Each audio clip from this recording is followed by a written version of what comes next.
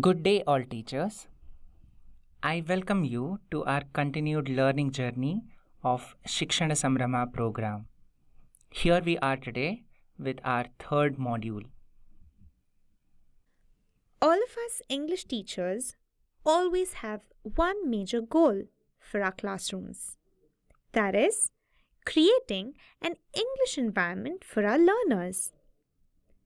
Just like last year, we all are going to continue to enhance the English environment in our classrooms. In order to achieve that, there are some major checkpoints that we will have to conquer. Let us look at some objectives that these modules bring to us. We begin by understanding that teaching English experientially is possible. Not only is it possible, but it can be done effectively too. And to help us realize this, these modules will provide us with resources that are created and curated meticulously for the teachers of second language English. Utilizing these available resources, we will discuss the strategies and techniques to facilitate language skills of listening, speaking, reading, writing, and thinking. All of these objectives help us address and facilitate the learning outcomes for each of our grades. All activities that we discuss and the activities that are provided as resources will help all teachers address and cover the DSART learning outcomes for the grades of 4, 5, 6 and 7, along with addressing the PARAKH competency survey outcomes. Here are the outcomes of today's learning cycle. 1 is to enhance our subject matter expertise and pedagogical understanding with regard to teaching English experientially. Second is to use experiential resources to teach English in our classrooms. Third, implement experiential language teaching strategies. And fourth is to modify existing experiential resources and create customized resources for our own contextual teaching needs of our classrooms. This is going to be a learning outcomes based discussion. This video will help us discuss learning outcomes from grades 6 and 7, which are participates in activities in English like role play, group discussion, debate, etc. Responds to varieties of questions on familiar and unfamiliar texts, verbally and in writing. And for grade 7, answers to questions orally and in writing on a variety of texts, participates in different activities in English such as role play, poetry recitation, skit, drama, debate, speech, elocution, declamation, quiz, etc. Responds to different kinds of instructions, requests, and directions in varied contexts like school, bank, railway station, etc. Asks and responds to questions based on texts from books or other resources and out of curiosity. The activities that we will be discussing will be related to these chapters as they connect to the learning outcomes that we just looked at. Let us look at the first activity of this video. Here are the learning outcomes that will be covered in the following activity.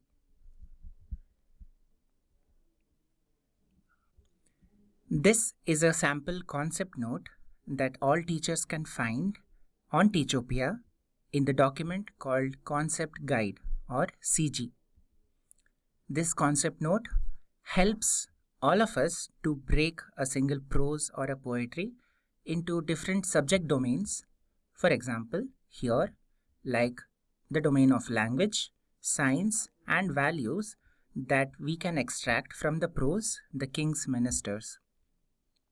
Under values, we can cover values like kindness and equity. Under EVS or science, we can cover concepts like food habits. And under language domain, we can cover concepts like adjectives and speaking. Let us begin the activity. The teacher starts by telling the learners the rules of the activity. Today, we are going to learn something interesting. One learner becomes the player and thinks of an animal or a bird. Other learners ask him or her 10 questions to try to figure out the name of the animal. All learners should form and ask questions which can be answered only in a yes or a no format. The questions should be about animals like: Is it a mammal? Does it belong to the cat family? Does it have a long neck? and etc. The player should answer in a yes or a no only. The don'ts of this activity are, or the things that you shouldn't be doing are, learners should not ask questions like, is it a cow, is it a tiger, is it a crow, etc. Begin by asking the first question yourself. For example, Is it a mammal? let other learners ask their questions too. Help the learners in forming yes or no questions.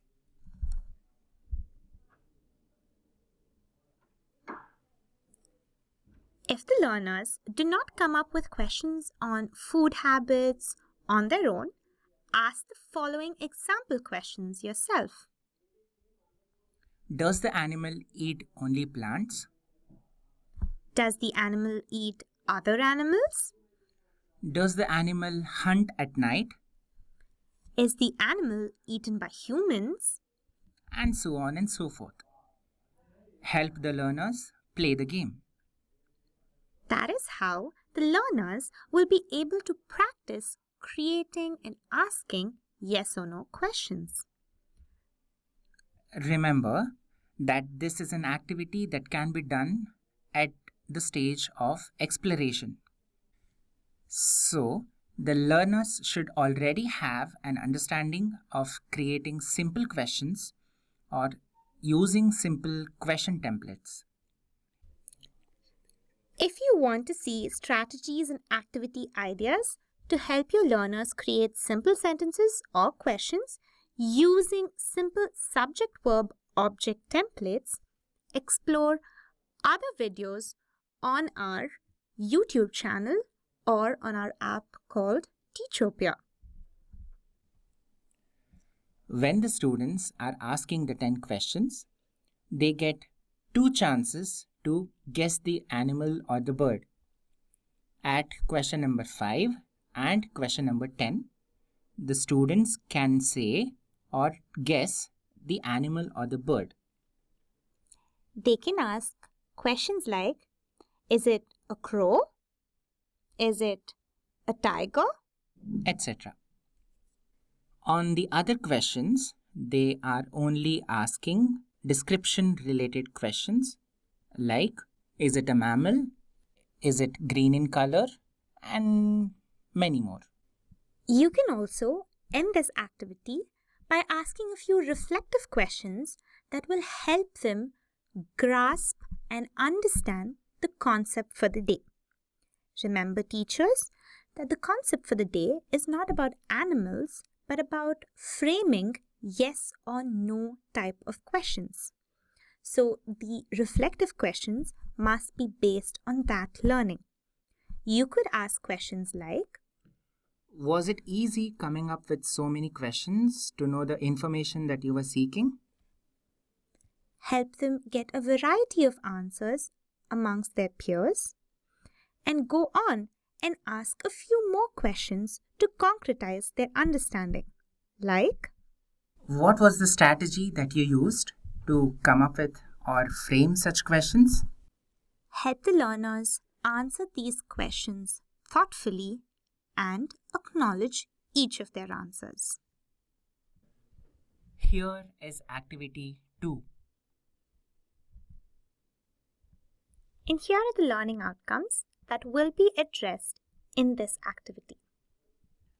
For grade 6, participates in activities in English like role play, group discussion, debate, etc.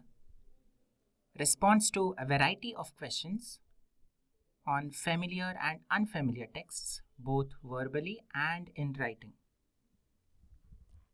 And for grade 7, responds to different kinds of instructions, requests, directions in varied contexts like a school, a bank, or a railway station. This, again, is a sample of a concept note for the poetry of Froth and Bubble found in the document Concept Guide on Teachopia. This poem of Froth and Bubble has been divided into concept domains or subject domains like values and language. Under language, the concept of rhyming words is covered.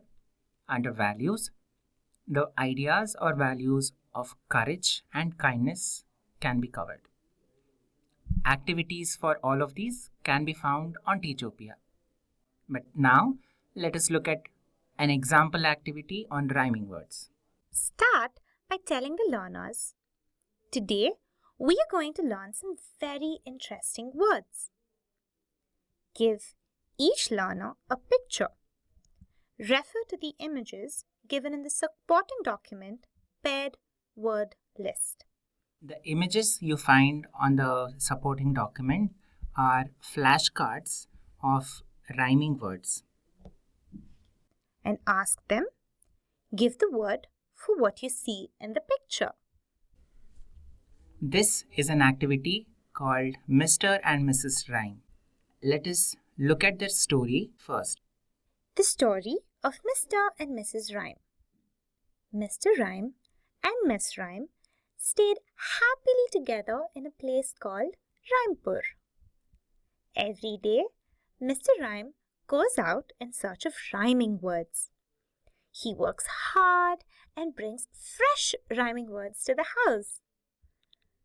Mrs. Rhyme makes delicious rhyming food out of them. Today, both Mr. and Mrs. Rhyme are sick. The doctor has advised them to rest. So Mr. Rhyme cannot go out in search of fresh rhymes. And Mrs. Rhyme cannot cook delicious rhyming food. While you read the story, you can ask some vocabulary related questions like, Do we all know who a couple is? you can take responses and inform the learners that in this context, Mr. and Mrs. Rhyme are a couple because they are married and stay together. You can then continue by asking all learners, Don't you think we should help the couple? allow the learners to respond. Now, as we begin to search or help the learners search for rhyming words, let us draw rows and columns on the floor as shown on the screen. It can be in the forms of squares. Scatter the cards of rhyming words that you have taken from the supporting document in each of these squares. One rhyming word per square. Then continue by pairing girls and boys in the classroom randomly into pairs. Then continue to instruct them. All the pairs will do the job of Mr. and Mrs. Rhyme to help them. Each pair must play the role of bringing the rhyming words home and preparing food from it. Call upon the first pair. Let the pair decide who helps Mr. Rhyme and who will help Mrs. Rhyme. Instruct the helper of Mr. Rhyme. You must collect the sets of rhyming words. You can start from any box. Pick the flashcard in that box and read it aloud. Find the rhyming word to that. The other learner who's helping Mrs. Rhyme helps Mr. Rhyme, or the learner helping Mr. Rhyme, to identify the next rhyming word on the floor by giving that learner instructions like jump to your right, jump forward, jump to your left, jump backwards, jump diagonally forwards or backwards, and so on. Then hop till that box on a single leg, passing through or stepping only through the other boxes. Avoid going out of the boxes. The helper of Mr. Rhyme must collect as many sets of rhyming words as he or she can. These sets should be jumbled before being handed over to the helper of Mrs. Rhyme. Instruct the helper of Mrs. Rhyme. Once your partner brings all the rhyming words, you must separate each set of rhyming words from the bundle. Once done, the pair reads out all the rhyming words to the whole class. Repeat the same with other pairs. Now, tell the learners, do you want to find more rhyming words? Let us do it with the help of the poem Froth and Bubble. Then the teacher can take up reading of the poetry. Read the poem with clear and audible voice. Use intonations and voice modulations appropriately. Stress on the rhyming words at the end of each sentence. Let the winning pairs from the previous activity read 2 sentences each from the poem and identify the rhyming words. Then onwards, the teacher can take up the exercise C4 from the textbook and continue the discussion on rhyming words. The teacher then can conclude by asking reflective questions like, can you find any word that does not have a rhyming word to it? Can you justify or rationalize your answer or findings? How many rhyming words do you see being used by your teacher in each of his or her sentence? Why don't we all speak in rhyming words? Can we?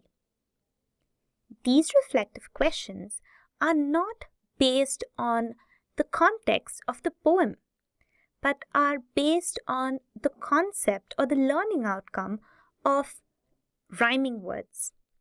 Remember, teachers, to frame reflective questions based on the learning outcome and not just the prose or poetry. Now, let us look at a few project-based learning modules or a few of those activities. Project-based learning modules are small activities that the students can do on their own with minimum or no help from the teachers or parents. Here is a project-based module. You will find this on Teachopia for every chapter for the grades 4, 5, 6 and 7. When you open a project-based module, you are greeted with this page. On the first page, you will find learning objectives and learning outcomes. Learning outcomes are mapped to our DSCRT learning outcomes. It informs the teacher that these learning outcomes can be covered by the activities or the exercises that are there in this PBL. The learning objectives informs the teachers what are the small concepts or checkpoints that the students will go through in order to achieve the learning outcomes mentioned. Continuing in this PBL, the students are greeted with a small exercise where they write their own name and they answer to a very small question. Moving forward, they are greeted with an exercise where they are introduced to the concept of the WH question words of what, where, when, why, and even how. They start dealing with the concept of WH questions and asking questions and continue to do so by reading an exercise which has a conversation between Mr. Ravi and Miss Rosie.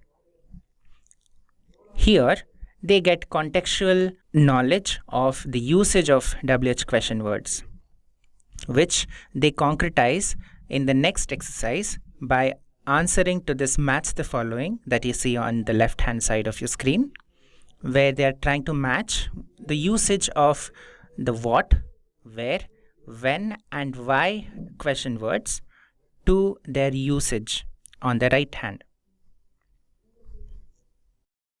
These sets of exercises conclude by some reflective questions in the form of think about it, where the students are made to think or reflect on the learnings that they have gone through in the previous activities. Then the PBL takes it up a notch by introducing yes or no questions, closed-ended questions, and open-ended questions to the students by again some definitions and their usage. The students go through what yes or no questions are, what closed-ended questions are, and what open-ended questions are through this conversation or a small story with Raju the elephant and Meera the peacock. With that understanding, they get into categorizing the questions asked within the story to which ones were yes or no questions, which ones were closed-ended questions, and which ones were open-ended. Then they come to the creation level activity. Here, using the premise of interviewing their partners or interviewing their friends within the classroom or even outside the classroom at home, the students try forming their own questions. They can be yes or no questions, closed-ended, or even open-ended questions. At the end of the PBL, at the end of all activities, the PBL summates their learning by giving opportunity to the students to practice what they have learned in the practice sheet. A practice sheet is a collection of questions which are leveled according to the blooms, which are questions of remember level, understand level, apply level questions, and analyze level questions. This helps the student experience answering to questions and will prepare them to take up any test or examination both during their school days and after their school days. The students answer to all of these questions using an OMR sheet. This OMR sheet gives them another experience of answering to the questions using an OMR sheet. Here's another PBL activity or module for all of us. The concept that we will be dealing through this is based on opinions and facts. It is for the chapter The King's Ministers. The learning objectives that we've chosen or have been derived from this chapter's learning outcomes are: distinguish between a fact and an opinion, write down facts and comprehend a passage. The learning outcomes that have been mapped to this particular PBL or learning objectives can be found to the right side. The activity begins something like this. Here's an image that the learner must observe. The question asked is, what is this? If the learner has identified the object or the image correctly, they will be able to answer saying, it is a dog, which is a fact. While on the other hand, another question is also posed. Do you like it? The learner is asked whether he or she like what they see in the image, which can be answered with a simple yes or no, and this becomes an opinion.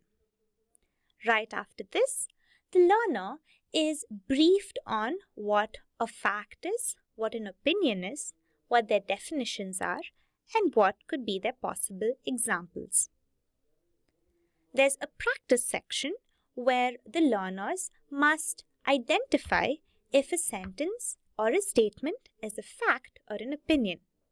This can be different for different learners, but having done this, they would be clear on how facts and opinions are quite distinct. For example, the sun is a giant ball of gas. Is this a fact or an opinion? Rice is the best food ever. Now, is this a fact or an opinion?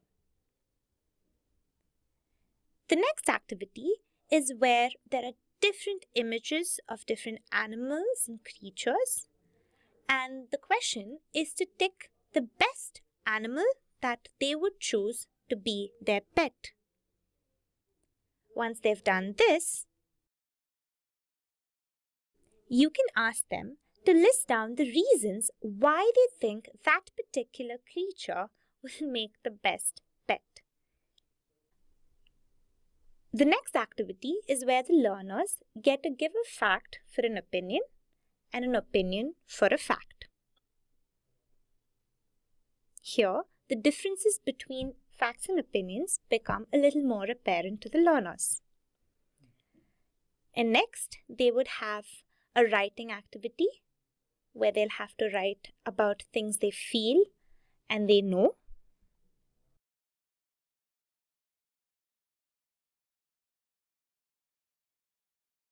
And after which, they will have a reading comprehension passage, which entails a sweet little story that they must read, understand, and then answer the questions given below in the form of true or false, choose the correct answer, 1 or 2 sentences, or even multiple choice. Having gone through these levels and milestones through the PBL ends with a practice sheet as always, where the learner's learnings or findings about facts and opinions can be practiced and tested upon.